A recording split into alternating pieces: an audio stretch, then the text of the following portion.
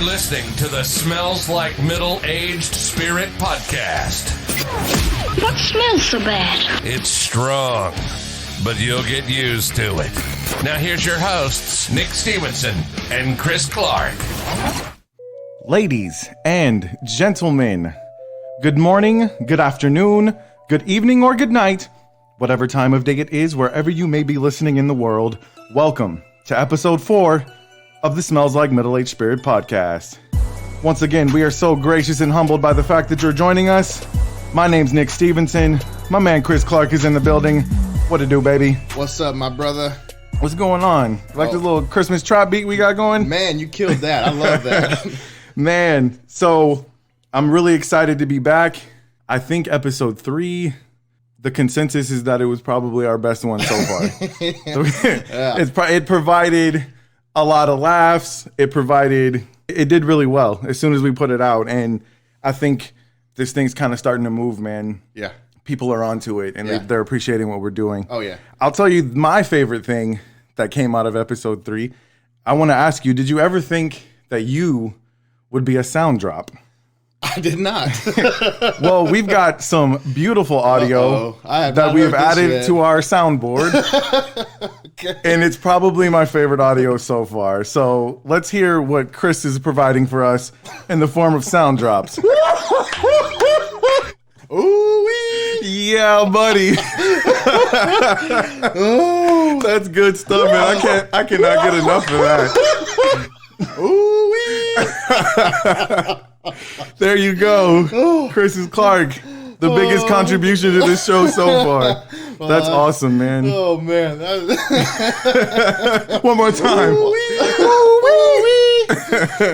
That's good awesome stuff, man. That's good stuff. So, once again, the amount of support that we've been getting, by the time we post this episode, we should have over 1,000 listens total. Incredible. In the first month. Man, that is nothing incredible. Close to what I thought would be happening. I get it. That's not like groundbreaking numbers or anything, but for a couple of jamokes like me and you sitting here in our kitchen, like those numbers far surpass anything that I expected. Yeah, especially sure. For the first 4. And the goal of this thing, I know for me, is I wanted to put out good content and I wanted to connect with people. Yeah, and that's been happening, dude. It's an amazing feeling when somebody messages you or calls you and tells you, man, I cried and laughed in the same episode. It is. Like we're actually connecting with people. And I've had so many people reach out. I mentioned before the guys at work. It's not just them. I mean, everybody's been really supportive and it's awesome. When we decided to start this thing, I told you, I was like, after a while, we'll build a chemistry. Like I didn't realize... Like we already got it, man. Yeah. So we bounce off of each other. You're right. And I've gotten used to when I need to shut the hell up so you can talk, So it's been a great dynamic. I mean, the growing process of this whole thing, when we first sat down and did the recording test at my house. Yeah. Dude, that was rough. I mean, sitting across the table talking to you and listening to myself on a microphone, like I'm getting freaked out. Like, oh my God, do I really sound like that? Like, yeah, it's a process. Going from that point to this point is just nothing short of incredible. Yeah, it's been really fun. And when me and Whitney listened to the last one together, she's like, yeah, Chris is getting into a groove. Yeah. She could tell. Yeah. So that's been super fun. It has. So here we are, man, episode 4. The holidays are right around the corner, so we said, let's do a little Christmas episode. There you go. It's an interesting dynamic for me because I've only been celebrating Christmas for the last 5 years, really. Since I met Whitney. Before her, I would participate in Christmas sometimes. Okay. But since I grew up not celebrating the holidays. When you say you participated sometimes, you mean by like you would participate? Like I would buy Maddie presents. Oh, okay. I gotcha. Okay. But when she was living with her mom, I wouldn't like put up a Christmas tree at my house or anything. Okay. I would buy her presents. I'd wrap them. Okay. A couple of my friends, we would maybe exchange gifts. Yeah. I suck at wrapping, so I am a gift bag connoisseur, my friend. Tissue paper in a gift bag. That's my jam. And sometimes you go to the store and they don't have Christmas. Yeah. So I'm like giving happy birthday gift bags out. Yeah. Hey, it's Jesus' birthday. What's wrong with that? It's funny that you say that. Every time I'm sitting on the floor wrapping presents with Haley, she's looking at me like I'm crazy. And I always revert back to the Office reference where Jim wrapped Dwight's desk up. It's like in the first 30-second clip. Yeah. Dwight says, "Oh, real funny, haha, real cute. How long did this take you? 4 hours?" And he's like, 5 minutes. I'm a black belt in gift wrapping. Yeah. So I am not that at all. Oh no, me neither. It is terrible. I told Whitney, the kids are gonna know which presents I wrapped because it looks like a blind T-Rex did it. Yep. So I went into it all cocky this year, man. Did you? Yeah. There's this video circulating around on Facebook. Like, if you're not doing it like this, you're doing it wrong. Right. So you put the square inside this, the square piece of paper, and I'm gonna take your word for it. you take the box and you put it in the middle and you fold the corners all nice. Well, this one is like you lay the square out right in front of you. You take the present and you turn it diagonally. And you're supposed to like fold it into triangles. I'm like, dude, I got this. Like, I was telling Haley, I'm about to run circles around your ass. Well, that crashed and burned. Yeah. I was definitely Hey, after that. It's a man thing. We want practical, right? There you go. When we wrapped the boxes that we wrapped today for the jacket drive we were doing, like, you wrapped it the practical way. Yeah. You wrapped it once, wrapped it twice, put some tape on that bitch. Yep. You know, and Whitney's over there like measuring corners and it's funny, man. I mean, teach their own, but I mean, it's hey man, as long as it's covered up, there you that's go. What I That's say. what And you know what? It's supposed to be about the gift that's on the inside. Anyway. There you go. This is stuff that, like I said a few years ago, I just wasn't involved in, and now that I'm an adult, the holidays have started to have more meaning to me. Because when you grow up not celebrating them, and then all of a sudden one day you don't have the memories, you don't have to me, I was just really indifferent to it. Yeah. I grew up where we didn't celebrate holidays for religious reasons. And once I let go of those religious beliefs, I didn't mind celebrating the holidays. But like I said, I was just kind of indifferent to it. Yeah. It didn't have a whole lot of meaning to me. Since me and Whitney have gotten together, and now it has meaning. Now it has some memories. Of course. I think about the first time me and the kids did the tree together, and the first Christmas where they woke up early and were opening up toys, and Hannah's still at an age where she believes in Santa. So of course. like, it's really cool. So many people ask me, didn't you feel like you were missing out when you were a kid? And it's hard for people to understand, but it's like, if you've never done it, you don't really feel like you're missing out. When I look back on it now, it is kind of odd. Yeah. It's kind of awkward. I remember being in elementary school and like everybody's drawing pictures of Santa and coloring. And then the teacher hands you like a picture of a boy in a t-shirt. And you're like, first of all, what creepy ass coloring book did this fucking come from, right? Where did you find a coloring book with just a boy in a t-shirt? Yeah. And then kids are looking at you like, how come you're not drawing Santa? And then you got to go through this whole explanation. But I mean, to me, that was just normal. Okay, so let's get a little deeper into that. What is the reasoning behind that? I'm glad you asked. The religion that I was a part of was heavy into what the origins of things are. Okay. And I don't think I'm going to offend anybody here when I say this, because it's pretty common knowledge. If you do your research, Christmas is in fact not a Christian holiday. It became a Christian holiday. Some Christians wanted to incorporate people who were not Christians and try to bring them into the fold. And is a pagan holiday. Okay. And I don't want to get too deep into it. This is common knowledge. You can do the research, encyclopedia. And I think even the older Christian religions like Catholicism, they're pretty upfront and honest about it. So the religion that I was a part of was really heavy into, well, if Jesus didn't do it, then we're not going to. Like, they were very hardcore by the book, exactly what the Bible says, which is understandable, and to each their own. When I started getting older, I started thinking, there's a lot of things that maybe have origins that I wouldn't necessarily agree with. For instance, I don't know if you knew this, but bowling origins, is the sport of bowling, its origins are in witchcraft. I did not know that. Yeah, like, I don't know all the details, but basically, like, the witch would use a skull and roll it towards pins that represent, like, almost like voodoo, like represented people. And like the ones that fell would be cursed or whatever. It's something of that vein. I'm not an expert on it by any, but the point is that, so they were heavy on, if the origins of something is not Christian based, then we're not going to mess with it. Like I said, that's just, to me, I just grew up, hey, we don't celebrate Christmas. We don't celebrate Thanksgiving. it wasn't really until I got older that I understood some of the reasons why. Okay. And then as I got older and I distanced myself from that religion, like that just really wasn't important to me. Yeah, I got you. But what also wasn't important to me was celebrating the holidays because I never did it. Yeah. Fast forward to being with Whitney, Christmas is extremely important to her and her family. Yeah. To all of our family. Yeah. I mean, it's always been a big deal. Always. And if I'm honest about it, it was a really awkward thing for me at first because of how I grew up. Even though I'd gotten older and, like I said, I distanced myself from that religion. When you've had something ingrained in you for so long that you shouldn't be doing this, it's a weird feeling. Yeah. And I'm not going to lie. Like my first few Christmases, I was like, ugh. Even though I hadn't been a part of that religion in almost 10 years, the reason the origins aren't important to me, and I don't judge anybody for celebrating Christmas because just like me, I can say, okay, the origins of bowling rooted in witchcraft, but that's not going to stop me from bowling because I don't bowl because I want to be a witch. Yeah, you bowl for the sport. Right. If that's what you're into. So I don't judge people who say things like, Jesus is the reason for the season because even though that may not have been the origin of Christmas, if that's what it means to you now, then more power to you. See, I didn't even know that. Like, my religious background is so basic. Fallon asks me all the time. Probably she's curious 3 or 4 times a week. She is curious. Like, I guess some of her friends are very religious. Every time she asks me, I'm like, if you got a question, you need to call John Sheffield. John Sheffield is one of my very closest friends and a devout Christian man if I've ever seen one in my entire life. He's heavy into it, yeah. He is. Him and his wife Chelsea are both devout Christians. Yes. And if you got a question, those are the people that you need to speak with. Right. Because I can't give you that information. I don't know it. Exactly. I wouldn't even know where to start to look for it.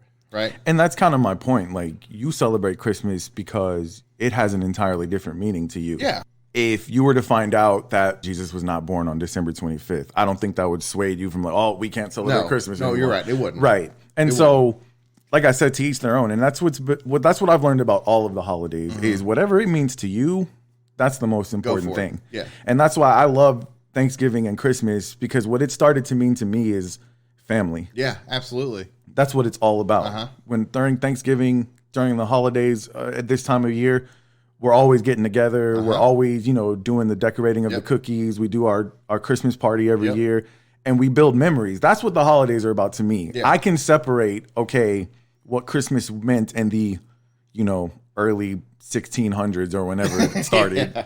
I can separate that from this, just like I can separate, maybe bowling rooted in this witchcraft, but that's not why I'm bowling. Yeah. So it doesn't bother me to celebrate holidays. The thing that I had to overcome was just the indifference, the not really caring. Because like I said, Whitney it means a lot to her. And there were things she would want me to get excited about, like, we're going to get up in the morning and watch the kids open their presents, and Santa's, Hannah's going to be so excited about what Santa brought her, and I couldn't generate that excitement that she was feeling, and I didn't want to. Yeah, I felt like if I forced it, it would be fake. Of course, and it would be obvious that it was fake. Yeah. So it took me going through it a couple of times to where now, I mean, this is one of my favorite times of the year. Yeah. So getting together with the family makes it all the more worth it. And Maddie said, in that little audio clip that we were doing for Thanksgiving, she's living the best time of her life. Yeah. And I know she's telling the truth. I mean, this past 5 years has been great. Yeah. Our family dynamic, we've talked about it before. It's awesome. Course. So I've definitely enjoyed this. It's funny that you brought that up. One of the first memories that I have of Madeline, Whitney called Haley. It was early December, because we usually put our tree up late November, early December. Whitney called Haley to watch Madeline. Y'all had something to do or somewhere to go or something. And Haley said, yeah, absolutely. We're putting our Christmas tree up. And I heard the conversation. I was like, what? Why does that matter? Right. Like, why does that matter? She's like, doing her finger over her mouth. Shh. Yeah. I'm looking at her like, what are you doing? Like, I didn't understand it. I didn't. She's like, she practices this type of religion. I was like, okay. Like, I didn't necessarily think anything of it. Right. Whitney said, it's fine. Talk to Nick. He's okay with it. Yeah. So Madeline comes over. We're decorating the tree. And all of a sudden, we don't see Madeline anymore. Right. We go, and Haley goes and finds her. Well, she was upset because she saw everybody else having fun, and she felt bad for participating. Right. And dude, at that point, I had no knowledge of any of it. I didn't know that, if I would have known, I would have been like, no, tomorrow, like I would have totally respected those boundaries. I personally didn't know. Right. And here's what the complicated thing about Maddie was. Because when she was born, I would say me and her mother were kind of like barely hanging on to that lifestyle of the religion we were a part of. Mm-hmm. And this is why I really hold myself kind of somewhat responsible for this, because then as me and her mother drifted away from that lifestyle, there was a lot of her family that are still a part of that religion. And so she would go back and forth. I gotcha. Between our home, go visit them. Yeah. And then a few times lived in the same house with people who were practicing this religion. Yeah. So it got very confusing for her as a young child. I mean, which is completely understandable. Right. I mean, it got extremely confusing because her and her mom, when they moved to Alabama for a little while, she was around nobody who was practicing that religion at all, and they were celebrating Christmas. And when I went to go visit her, I gave her Christmas presents, and she was fine. This is one of the things that made me feel bad, because I felt like if I had given her a stable and steady home, she wouldn't have been going back and forth between different homes with different rules, different lifestyles. And so I felt personally responsible, even though, I mean, me and her mother not working out was not solely on me. Yeah. We were young. Of course. But I felt like, okay, it's my obligation to get her somewhere where that she's comfortable. Mm-hmm. She understands what the rules are. Yeah. And she doesn't have to feel uncomfortable in her own skin. Yeah. But I also did tell her, because she lived with people who were a part of that religion and her family for a while. And I said, look, whoever's home you're in at your age, you're going to have to respect the rules of that house. Unfortunately. Yeah. And I say unfortunately. I didn't no, I understand what you're saying. A respect thing. Yeah. The unfortunate part is if you're moving from home to home and the rules keep changing. Yes. That is the unfortunate part. But I told her wherever you're at, you need to respect the rules of that house. Course. And I tried to make sure I kept the lines of communication open myself, especially when she first came to live with us. Yeah. And so this was the first time that she was not in an environment where the things we were doing were against the rules of that house. Yeah, of course. And I told her, I understand it's an adjustment. You come talk to me. If something you feel uncomfortable doing, the problem is, and this is part of the reason that I'm no longer living that lifestyle. When you grow up in it, you don't know the reasons why you're not doing stuff. You're just told you're not supposed to do that. Yeah. And so as you get older and you just start to develop different values and different ideas, different morals, you're going to school with all the kids who, go ham on stuff like this, right? On every holiday. So I can see it being very difficult as a child to be able to. It's hard to teach somebody that something that they've been taught their entire life they shouldn't do. Yeah, that it's okay to do. Yeah. And that's the hard part. Yeah, and I knew I would have to stick with her through the adjustment. Of course. I mean, that's when she was upset at my house. That Haley walked in and said, you don't have to look at this as you're decorating for Christmas. Right. You don't have to look at this as, you're doing something that makes you uncomfortable. Yeah. You can just say, I'm going to go color this picture, or I'm going to go decorate this poster board. Yeah. It doesn't have to have any kind of meaning behind it if you don't put it there. I'm going to tell you that sounds really simple to you. You're right. I mean, it was pretty strict. Yeah. No gray area. Yeah. If it has anything to do with this, you don't mess with it. And see, that was just us trying to I understand. Ease over a situation that we had no idea about. Yeah. I mean, we had an idea about it, but we didn't have the knowledge or the understanding to say, okay, I respect it. That's cool. Like Haley was just trying to make her feel welcome, make her feel comfortable. And that's where Maddie is now. Yeah. Now that she's been here for several years now, and, like I said, she was young. I was young. Yeah. When I was growing up, I was told you don't do this for this reason, but I didn't. In my heart, I was doing it because I was told not to. Yeah. And what I told Madeline is I said, you're going to be an adult one day. You're going to have your own house. You'll have your own rules. Yeah. And maybe you'll decide you don't want to do these things. Yeah. And that'll be fine. But I just want you to know that when you're living here in my house and we are doing these things, you don't need to feel like there's something wrong with it. Yeah. The time for you to make that choice is when you're an adult. And if you decide, okay, this isn't what I want to do, then that's fine. At what age did you start to draw your own, maybe not draw your own conclusions, but start to wonder. So my conclusions about my lifestyle, that'd be an interesting conversation for another time, because me developing my own thoughts and ideas, really, it didn't have anything to do with the holidays. It was just life in general. I got you. And the way that I was supposed to live my life according to the way I'd grown up versus what I was seeing was actually reality. I got you. And out there in the real world. Yeah. So, so Maddie's at a place now where, I mean, this is the best time of the year for our family. She loves it. She loves going to our Christmas party that we have coming up. My mom's going to be here. It keeps expanding. Yes. You know, we made friends with the Hughes a few years ago, and then now they've jumped in on it. I feel for her because I know what it was like to be in that position. Yeah. But I can tell she's comfortable in her own skin. That's and fantastic. Yeah, this whole holiday thing that we do is awesome. So I wanted to talk to you about that. Since I didn't grow up celebrating Christmas, you did. I thought we could talk about what some of your fond memories of the holidays were. Maybe if you had any interesting stories. When you were growing up and your parents were talking to you about Santa Claus, was it the typical, hey, if you're bad, you're not going to get toys. If you're good, you will get toys? Like, how did that dynamic go? The storyline did not change very much from where it is today. You know, Santa's always watching. You do good, you get, you know, good toys. If you're bad, you get a lump of coal. You know, all that nonsense, right?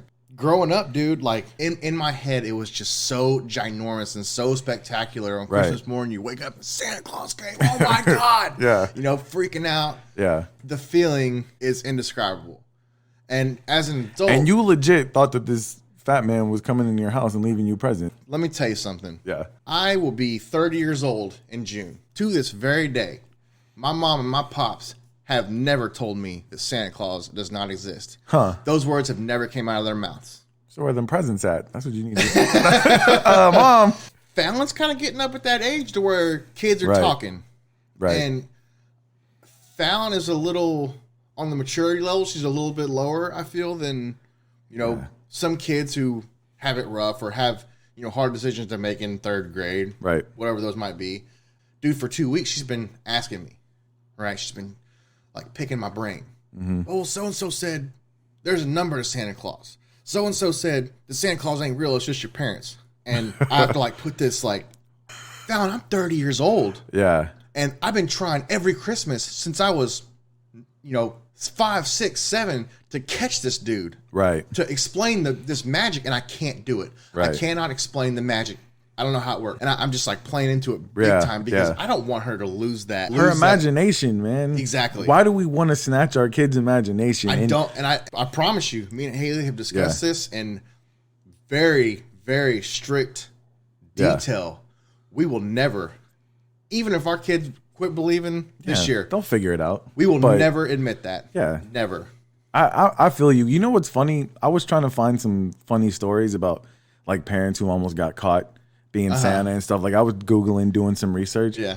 And all I came across was like these serious articles like, should you be lying to your children about Santa Claus? And like the repercussions of your children finding out that you're lying to them and how to break it to them. Look, dude, man. Come on. Like, quit raising sensitive ass kids. Yeah. I mean, here's the thing, man. Your imagination is never more active than it is when you're a child. When you're a child, you think you could do anything. Yeah, absolutely. And the messed up thing about it is bitter ass grown-ups who have not fulfilled their dreams and have been beat down by this world eventually take our imagination away from us. Yep, you're right. It's not fair. And to me, it's not a big deal if you let your kids believe in a little bit of magic. Exactly. You know? And I don't think there's been any kid who once they found out, I don't know, because my experience is I'm 2 years old and my parents are like, Santa Claus isn't real. Like they're telling me from the jump, Santa Claus isn't real. And I'm like, and then I'm going to school telling kids this and their parents are ready to whoop my parents' ass. Like, what the hell is wrong with you? Right? Yeah. Yeah. And, you know, I used to talk to adults who were living the lifestyle that I just can't believe these people are lying to their children. Like, come on. Come on. Like when the bill collector calls and you tell me to tell him you ain't home, that kind of lie, fuck out of here. Like, come on. Yeah. Like the idea of Santa Claus, and you know, like I said, they also didn't like the fact that, well, what's Santa Claus have to do with Jesus' birthday? Like, kill all that noise. I Yes. got to a point where I'm like, you're missing the point right now. Thank you. Exactly. Let it be. Let it be. Let those kids have the fun. Yeah. As long as you can drag that out, as long as you can make that happen, do it. Because the real world is going to kick their ass. Yes. Eventually. Yep. Like, You're let right. them have their childhood. You're right. And I think this is all the things that I know now. Like I said, when people ask me if I felt like I missed out on anything, I don't, just because it was the norm to me. Yeah. I don't feel like I missed out on anything. And I'm making up for it. It's really cool for me to see my kids open up presents on Christmas morning, or, when I'm there on Christmas morning, shout out shift work. But but what was funny is, like I said, I was looking up these stories. I couldn't find every article was like, should you be lying to your children, or how to break it to your kids that Santa's not real. And I don't know, maybe like there's some emotional trauma comes with finding out, but I mean, that all boils down to if that's the case, you're raising weak ass kids. Yeah. I mean, I don't. Yeah. Dude, let them have it. Let their imagination continue to grow as long as it's able to grow. Yeah, Because unfortunately, once that is gone, you don't get that back. That doesn't spring right back into action. That's the cool thing about artists. He's like, they never lost their imagination. Either they ignored the adults who were trying to kill their dreams, or they were surrounded by people who told them, hey, you want to be an artist? Hey, you want to be what you want to be? Of course. And I never want to take that away from my kids. Yeah. I don't care what they tell me. If they tell me they're going to be if Logan tells me he's going to be a 7-foot basketball star, I'll be like, hey, man, you better start stretching. Yep. Do it to it, baby. Do it to it. It's just funny to me, coming from the background that I came up from then, like that people thought that was so appalling. Like, let them have it. Yeah. Let them have it. Yeah. They're kids. They're kids. Like, You're they're right. gonna, like I said, the world's gonna beat them up enough as it is. Yeah. No, you're absolutely right. I was gonna ask you about that, and you actually brought it up already. With my kids, obviously the older two know. Yeah, of course. And that's kind of cool because now they can help us keep the dream alive with Hannah. Hannah's smart. I think she figured it out. Like I said, dude, it goes back to those kids at school who have already been beaten down. They've already had that taken from them, and they're going and they're spreading all that crap. Yeah. It's a vicious cycle, and unfortunately, it's going to do nothing but get that age group's going to get nothing but younger and younger and younger. Probably. Like, dude, I remember being in sixth grade, and still wholeheartedly believing in Santa Claus. Right? That's crazy. That would get you beat up now. You are absolutely right. Absolutely. So the only time the first time I questioned it, 7th grade, I think. Mm-hmm. And we never got like big ginormous presents for like ginormous Santa gifts. Right. Santa was always simpler. He was always Santa had to be cost effective. He's got a lot of kids. Effective. Yeah, he's got a lot of kids to give presents. And then to. Mom and Dad got the big nice presents. Oh right? yeah, for sure. I like that. I don't want Santa getting the credit for the nice shit. Exactly. I did that. Well, one year, Mom and Dad wrapped us up motorcycle helmets, like ATV helmets, and we were like, what is this for? Yeah. Like, we heard Santa banging around the garage last night.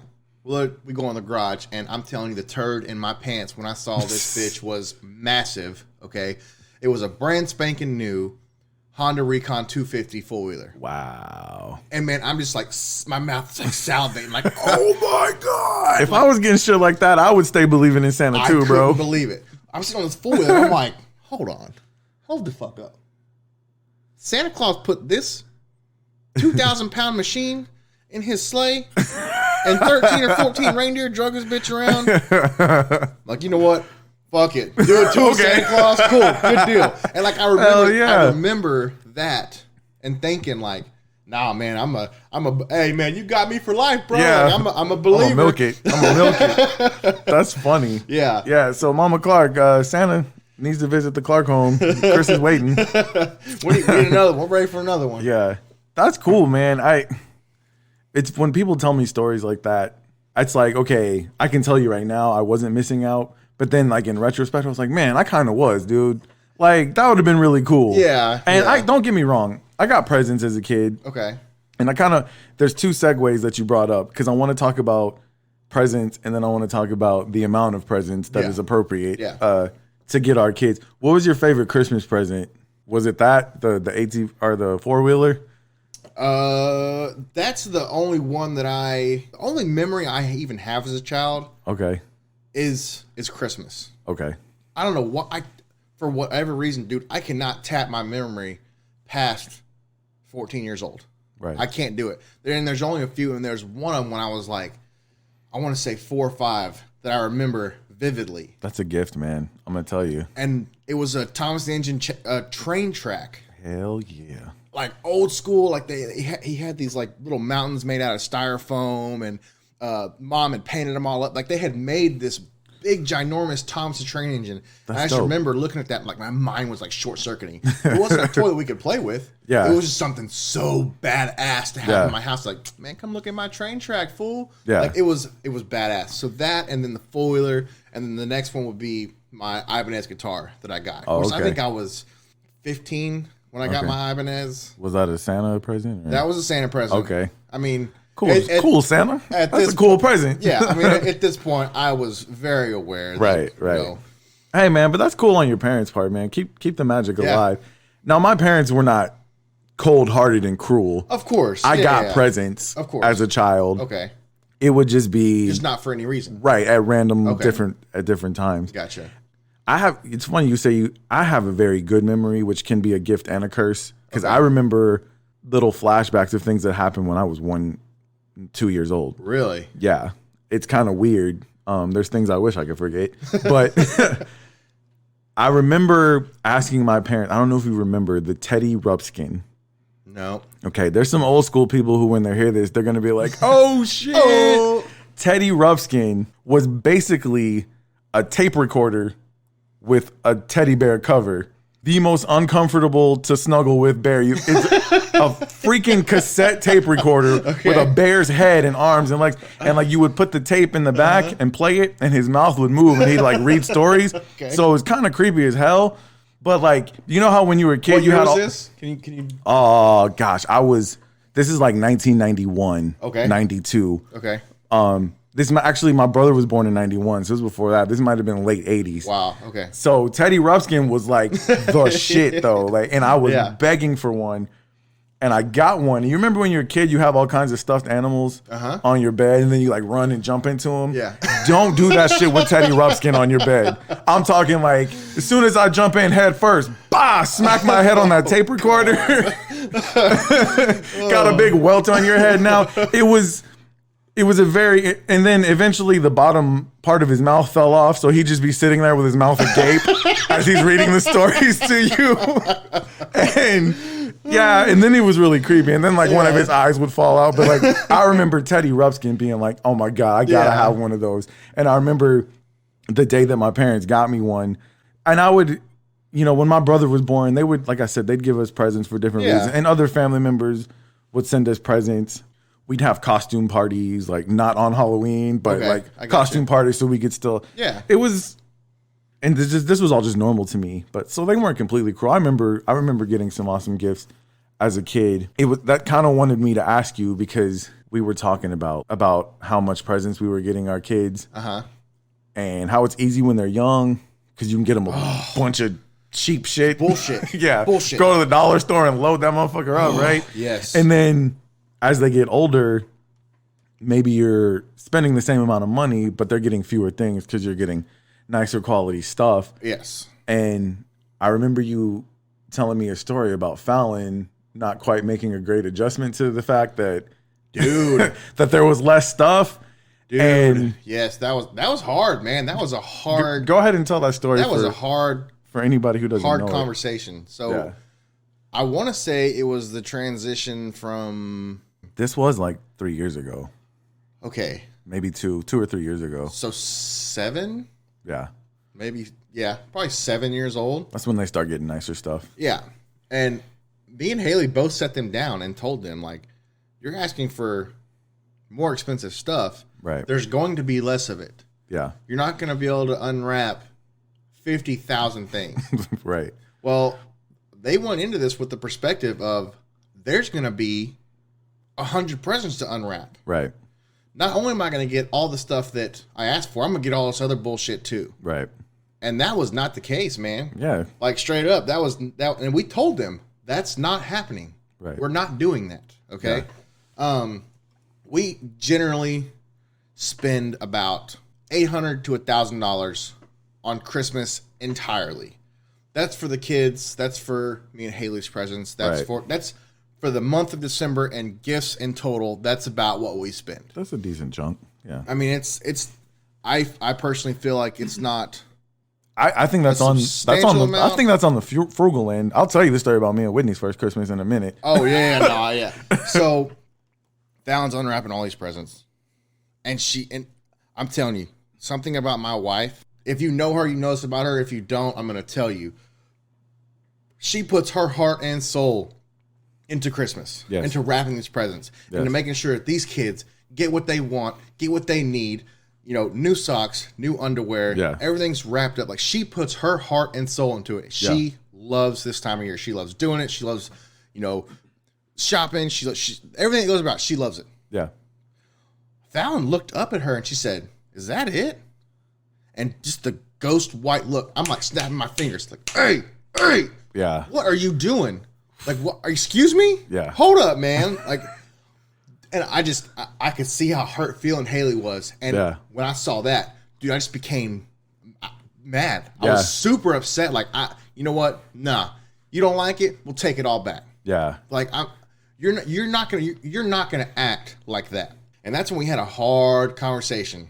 Yeah, because going to the next one, you're not gonna have a ginormous tree to unwrap. You're going to a family member's house that's got you 2 or 3 things. Right.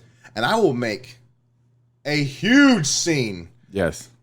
I will embarrass you like you've never seen if you do that in front of a family member. If you act ungrateful towards somebody. Yeah. I said, Fallon, if you go to somebody's house and they give you a roll of toilet paper for Christmas, you better jump up and down for joy. Act like it's the best roll of toilet paper you've ever seen. I want you to run up and say, thank you so much. That might be all that person had. Exactly. That might have been everything that person had, and they gave to you. Mm-hmm. Like, you better be so grateful for anything that you receive. Yeah. And, dude, I'm telling you, like, it shook Haley to her core. I remember. It was a 2-week ordeal about how big of a deal it was, and it really was. Now, every single year, right as I'm tucking both of them in, I'll tell them, just remember, you better be jumping up and down for joy tomorrow. It sounds bad, like to put on. No, I get it. It don't look. You better be grateful. That's Absolutely. all I got to say. Here's what the toughest pill to swallow about that whole thing is, though. Is you got to ask yourself, how much of that is my fault? And hey, you are 100% right. I've been spoiling the hell out of these kids. Right. And I don't know. And see, that was the conversation that me and Haley had, because we weren't necessarily spoiling them with extravagant gifts and super nice things. It was like a bunch of just, when they were younger, right? It was a bunch of small stuff, bunch of small crap, and a bunch of, like, we would wrap every single thing. So they had a shitload to unwrap. Right. Like this year, Fallon asked for this is for her birthday. Fallon asked for a hydro flask. That's an entirely different podcast on its own right there. I'm gonna touch on that for 2 seconds. For those of you who don't know what a hydro flask is, I have done ample research on what they call Visco girls, and it's basically the reform of a Valley girl, if that makes sense. Hell no. Exactly, right? No, but Fallon wanted one. Fallon wanted one. My brother got her one, and she is enthralled with it. Yeah. Right, she loves it. She shows it off. She's super proud of it. Like, it's like her pride and joy, right? It's her numero uno. I'm like, okay, you need to understand that's a $60 water bottle that you drink water out of. It's $60. The Yeti cup, the Yeti, like the ginormous name brand shit that they sell $700-800 coolers. My Yeti cup is $35. My Yeti cup that I drink every single day is with me 24/7. Yes, was $35 fucking. And you, as a 9-year-old, have a $50 water bottle. You better be grateful. Yes, you better be. And see, I think unbeknownst to you, that's what you get them excited about. Oh, you're gonna get presents. Yeah, you're gonna get presents. You're gonna get presents. Yeah.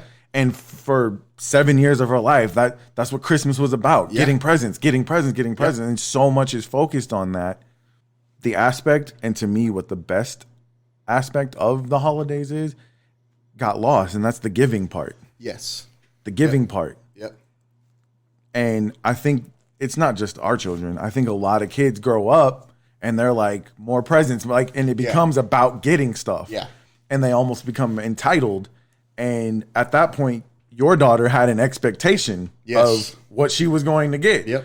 And then she didn't get it. And she's like, well, that's it. Yeah. Yeah. And that's look, that is a tough pill to swallow because, and trust me, we've been there as well. You got to be like, okay, you know what? That's my fault. Somewhere along the line, I forgot to teach. And you're right. Her 100% you're right. That's not what Christmas isn't about getting the present. Yeah. It's about giving the present. Absolutely. And it's about spending time with family. It's not a slight on you and Haley at all. No. I think it happens to everybody. I don't know if you remember the band Simple Plan. Oh, dude. Live and breathe it. I can sing one of their songs. Do you remember the Christmas song where it's Christmas and I want everything? I just can't wait. Yep. And he's basically singing about all this useless shit that he wants and give me more, give me more, give me more. Yep. That's what Christmas turns into for some kids. Yeah. And it's on us to show them the balance. Yeah. Like, yes, it's nice to get presents. Getting presents is awesome. And they're our kids. We love them. We want them to have the things they want. Yeah, of course. The things they need. But I think sometimes we forget to teach them the lesson of, you know what Christmas is really about is about family. It's about being kind to one another, Absolutely. being kind to your neighbor. And it's about giving. Yeah. Giving is the best part. And just to be honest, I saw that today in Fallon so much at our jacket and sock drive, man. Yes. She came up after we were done, she was genuinely excited. Oh, when are we going? When are we going to drop them off? Yeah. Can I go with you? I'm like, whoa, we're not. Yeah. We're just collecting today. Like, I love the ambition. I love the. I was proud to see that from all of our kids. Yeah. I was really proud of that. I mean, because, like you said, that's something we needed to show them. That was something we needed to teach them. And that's why this has really been the first year that I've been able to do something like this, where we're doing something charitable and we're giving back. The joy I was getting for giving the last few years was giving to my kids. Yeah.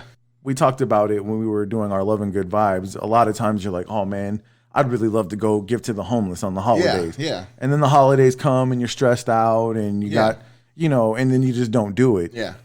So I'm really thankful to the ladies who reached out to us. Once again, Megan Rodriguez over at Get Baked Goods, and Sarah Nicole from the Urban Soap Bar. That's probably the woman who put you out of business, man. With the soap. You couldn't compete with the Urban Soap Bar. That's all right. I've seen their setup and it's amazing. Yeah. Hey, she got it going on over there. Everything happens for a reason. There you go. But I'm just thankful to them for reaching out to us and saying, hey, we want to get this done. It was a phenomenal experience. Yeah, it's been great. The whole thing was nothing short of incredible. Yeah.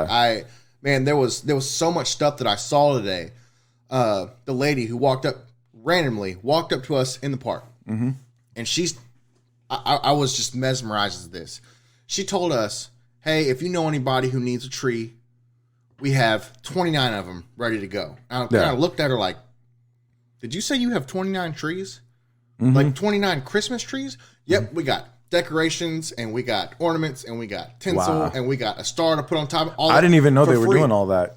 Yeah, I thought it was just a tree. Nope, they were right in front of Dow Park. They had 29 of them. Wow. And they were giving that stuff out to people. How much does a Christmas tree cost? I've bought a fake one. I've never bought a real tree. I mean, anywhere from, we used to buy ours at Walmart for $59, but these like tree lots, bro. Yeah. Some of these trees can get $300 or $400. Wow. Like they get up there. But the simple fact is that these people are giving them away. Standing there. Either they had them donated or they bought them. Right.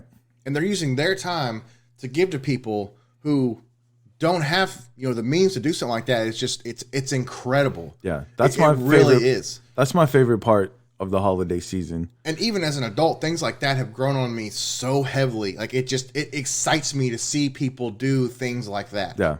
Another just truly incredible thing is my friend Stephanie, who I've known for many years, screenshotted me a picture of something from one of the pages she follows. And it was basically a lady saying, I have no means for Christmas. My 10-year-old's going to have nothing. I'm so embarrassed to post this, but I would love to give him something. If anybody can help, it would be I would be eternally grateful. Right. And she screenshotted that and sent it to me. She's like, the ladies that you were talking about in episode 2, can they do anything? And I was like, oh my, like Kelsey and Evelyn. Oh, that's the reuse. Yeah. What's it called again? Recycle, Relove, and Rejoice. Okay, yeah. Dude, I'm not kidding. I got the screenshot. I immediately copied and pasted it into a group text message with Kelsey and Evelyn. I'm talking in 3 minutes. They're working on it. Wow. It's up on their Facebook page. They're promoting. They're getting it ready. Wow. Like, it's just, I don't have an update on it yet. I will before next episode. Okay. But it's things like that, man, that just, man, it excites me to my core. Yeah. It really does. Like these, there's so much amount of good that you can do. And it don't take much, man. It doesn't. I was talking, one of the gentlemen that is colleagues with me at work, and he helped us out, and he didn't want me to mention his name because he doesn't.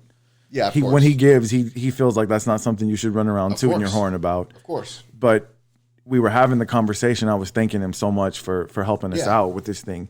And he's like, you know what, Nick, man, it's there. Sometimes you forget how good you got it. Yeah. And dude. He's like, and he said, and you don't realize that the line between you being where you are and you being one of those less fortunate people is paper thin. Yeah.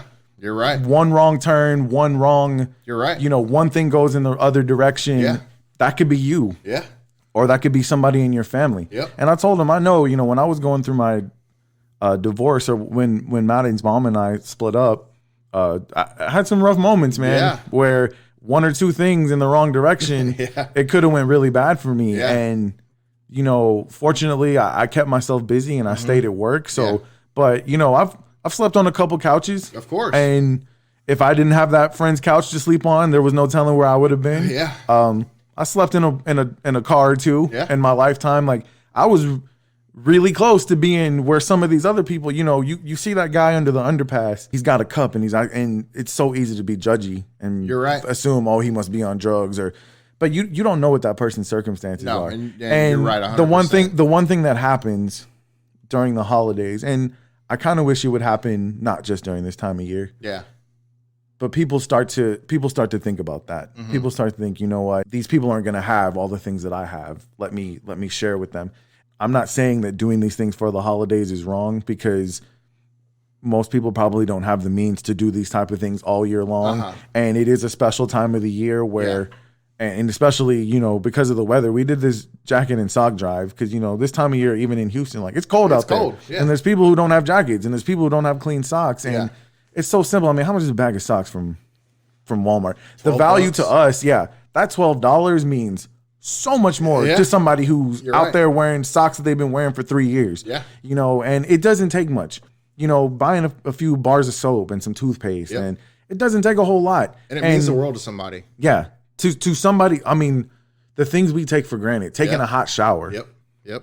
Having somewhere to use the restroom where people aren't looking at us. It's the type of things that I'm glad we did this, and I'm glad we're showing our kids the importance of it while they're still young. Yeah. Because like I said, when they were younger and we were putting so much on the presents, the presents, and that's fine. We want them to be excited. What we didn't realize is the joy we were getting was from giving them the presents.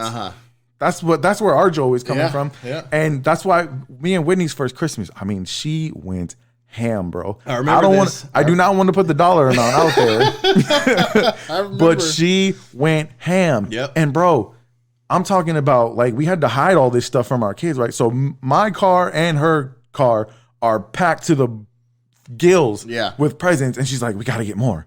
And I'm like, no, we don't have to get more. I'm like, are you gonna get a second Christmas tree? Because this already ain't gonna fit under here. Yeah.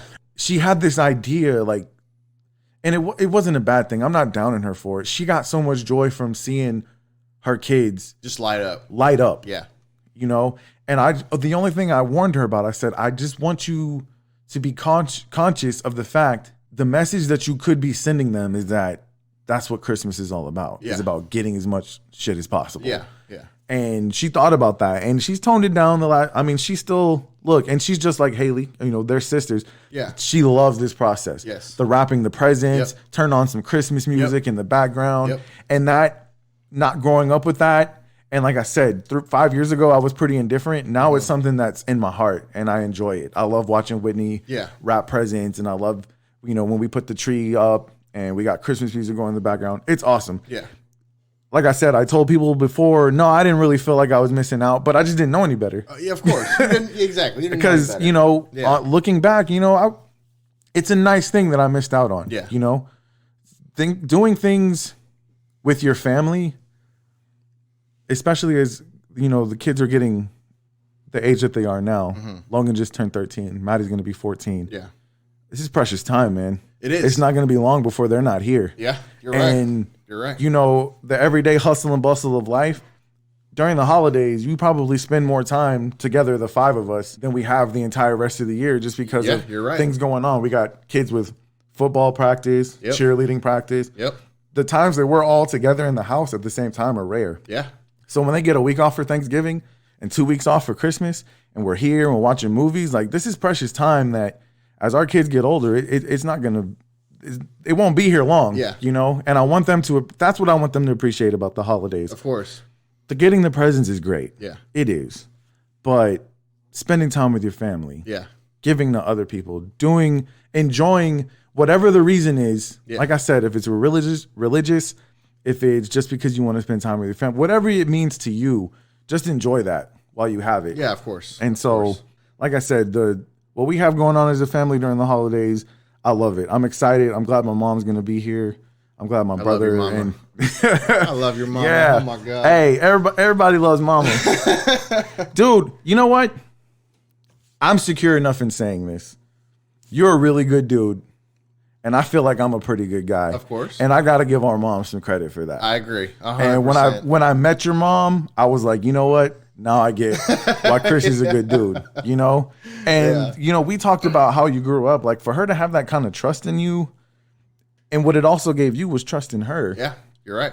Like, you trust your mom. Yeah, with everything. And she knew something nobody else would have known, man, because you turned out to be a great dude. And I give our moms credit for that. I'm looking forward to her being here. While she's here, we're going to have a little All in the Family episode coming up where both of our moms are on. And maybe Mama Clark could get to tell us some of them Christmas stories, man. Maybe she'll probably have some good stories about how she had to keep Santa alive for you. Yeah, absolutely. Yeah, I'm looking forward to that. And my mom's going to be in from Baltimore. She's going to be mad at me, but I'm going to tell everybody about all the whoopings I used to get that I didn't deserve. But you know what? She'll be fair, too. Because when I was an adult, she apologized to me later in life. Yeah, she was like, you know what? You really weren't that bad. But I was like, you know what, Mama? I think I turned out all right for it. I'm positive I got a few whoopings I probably didn't need. But you know what? It kept me in line. Yep. I love my mother to death. I was joking around in our first episode when I said I don't recognize the woman my kids call Mimi, but I think she's cool as shit. Yeah, she is cool as shit. She was a cool mom too. And I'm looking forward to introducing our audience to both of them. Yeah. That's going to be fun. It's going to be a good time. That's going to be fun.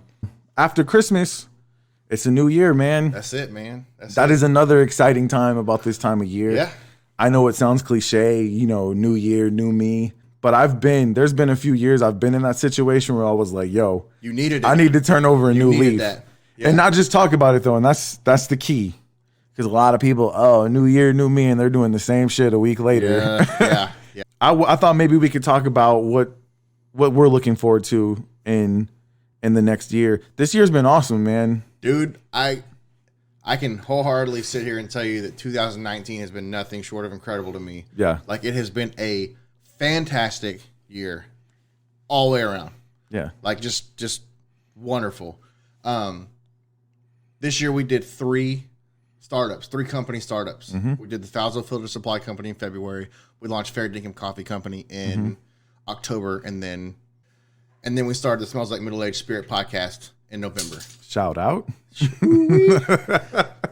Yeah, buddy. I mean, so three startups in a year might sound maybe simple. Crazy? I mean, it was very crazy. Yeah. Not for the hype gorilla though. We ain't playing. No. But what I've noticed, what I've come across throughout, these 3 adventures that I've been so blessed to be able to endure is the amount of time it takes and consumes. Yes. And I'm okay with putting in the work. I'm more than okay with the sacrifices that come with. Right. The one thing that I've noticed myself on way too much is social media. Yeah. That is my New Year's resolution. Like, so I have all 3 of my business pages, and then I have my personal Facebook, Instagram, Twitter, Snap. I am on that entirely way too much. And I didn't notice it until Fallon came up to me. She's like, Dad. And I didn't respond quick enough. And she said, Dad, put the phone down for a second. And I looked at her, I was like, what did you say? I was like, holy shit.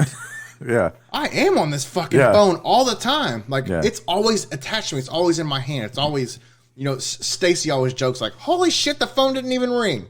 Like, it's crazy. Like, You probably ignore your screen time when that shit pops up. Huh? You don't even want to know. It's sickening.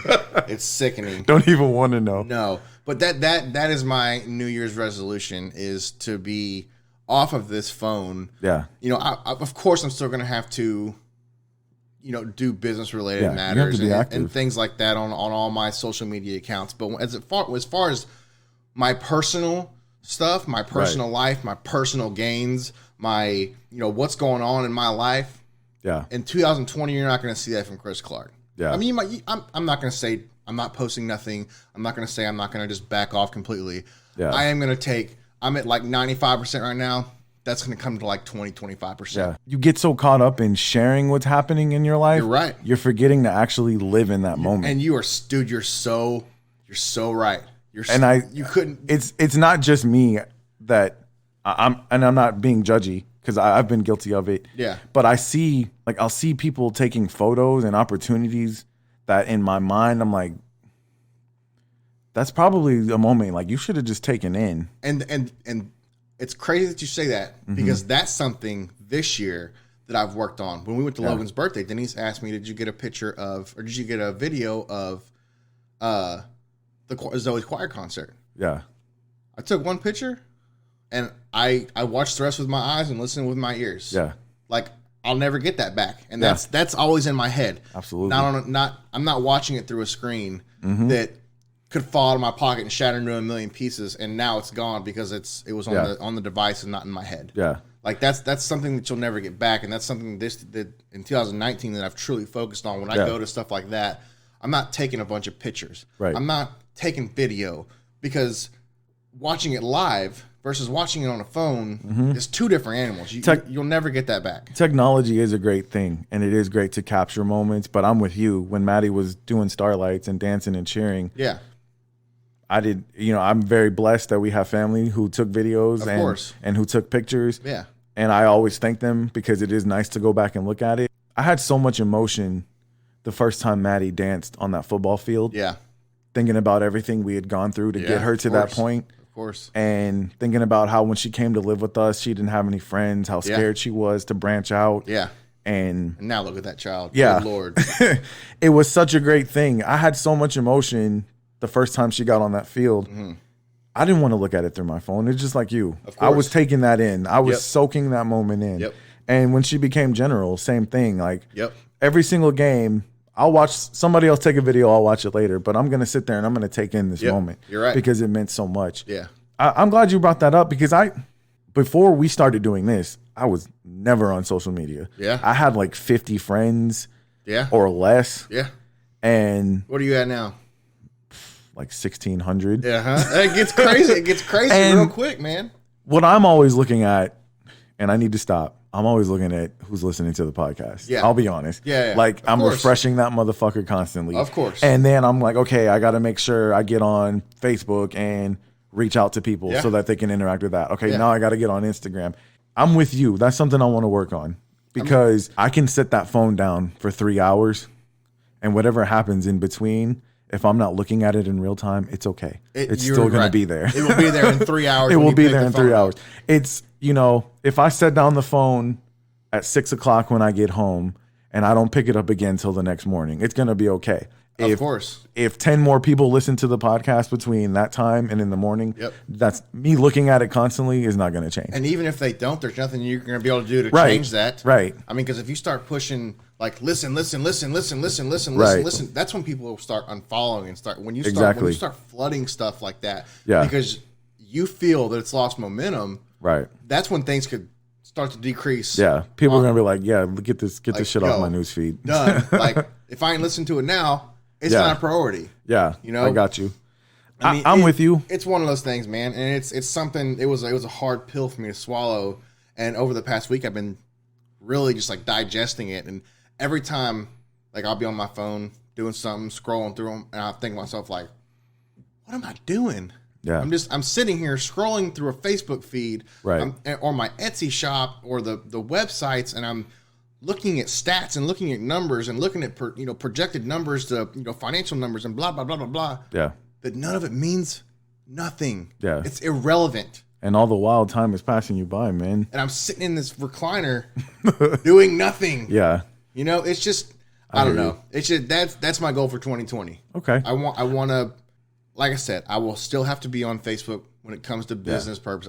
That will still have to be a part of my life. Right. But when it comes to my personal stuff, on any of it, like, I'm just live in that moment, baby. Yep, I'm not doing it no more. I'm not. I'm gonna back off. I would say for me, if I'm gonna be resolved to do anything, it would be to savor the moments. Yeah, of course. My kids are getting older. Yeah, they're not babies anymore. You can, man. Soak it up while you can.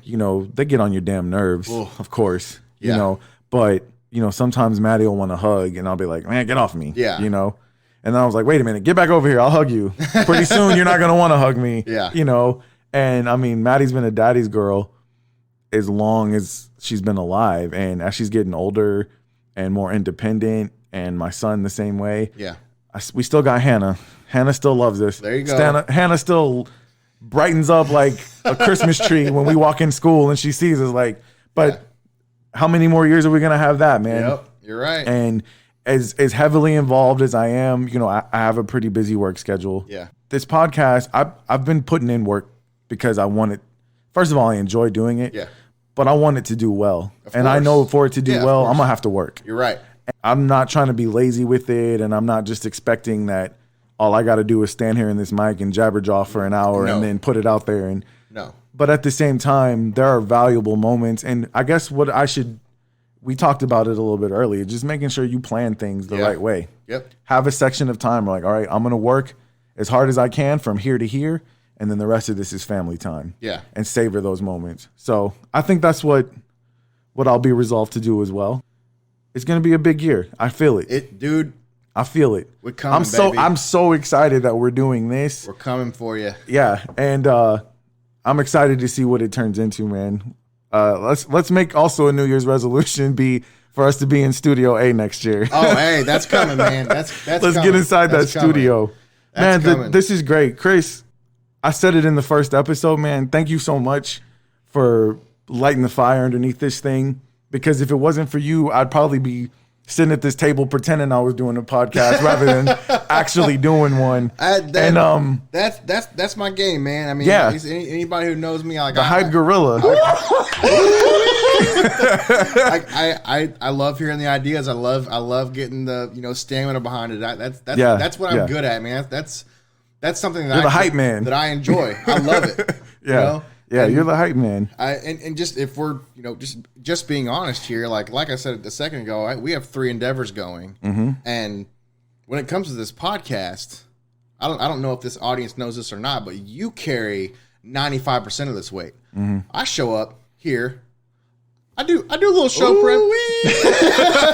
I do a little show prep here. Yeah. For the most part, I come in, I sit my ass in this chair, and I talk to you. Yeah.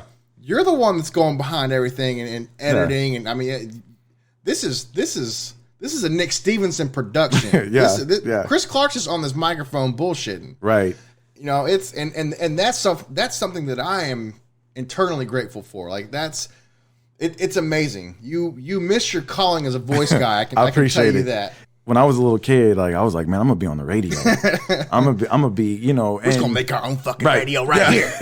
That's the thing. Like, thank goodness for the internet and technology because you don't have to go to 4 years of broadcasting school now. Like, maybe I could use it. I'm sure that seemed like such a pipe dream, and we talked about at the beginning of the show. Here come the adults are gonna kill your dream anyway. You know how hard it is to get on the radio. You'll never get on the radio, right? Well, now we are. Now we're sitting here in our kitchen bullshitting. But I really do appreciate that, man. I'm gonna be completely honest with people. I work hard on this shit. I really do. And maybe to the chagrin of my wife sometimes, who doesn't want me up till 6 o'clock in the morning editing. But you know, like, I talked about having something that you're passionate about. Yeah. And that's what I'm thankful for this year, is that I have something. You know, I'm passionate about being a father and a husband, but I think everybody kind of needs their thing. Of course. You know? You're right. And I told you, I used to be on the outside looking in and being like, man, I wish I had something that I could get fired up about. Yeah. I mean, there's times I wake up at 4 o'clock in the morning on a day off and start working on this podcast. I would never get up at 4 o'clock in the morning to go to work. I'm going to tell you that right now. I'm dragging my ass out of the bed. Come on, man. It's been great. And the best thing about it, I said it before, we're connecting with people. You're right. And that's the best part about it. You're right. So on that vein, once again, to everybody who's been following us, who's been listening, who's been giving us feedback, all the love and support, thank you so much. Please continue to do so. I believe we have 12 followers on Twitter now. Ooh. The watch is on. That's it. We're learning as we go. But please, Instagram, Twitter, Facebook, go look us up. And if you're enjoying this show, tell people about it. There you go. And tell us your New Year's resolutions. I want to hear them. That's curious. Great. Yeah. Yeah. We'll open up our thread on Facebook. Tell us what the new you is going to look like this year. That's it. All righty. Please stay tuned because we're going to have some home cooking from our mamas coming up soon. Hey, man, this was great. I enjoyed it. Yep. My name's Nick Stevenson. And my name's Chris Clark, and we'll see y'all next time.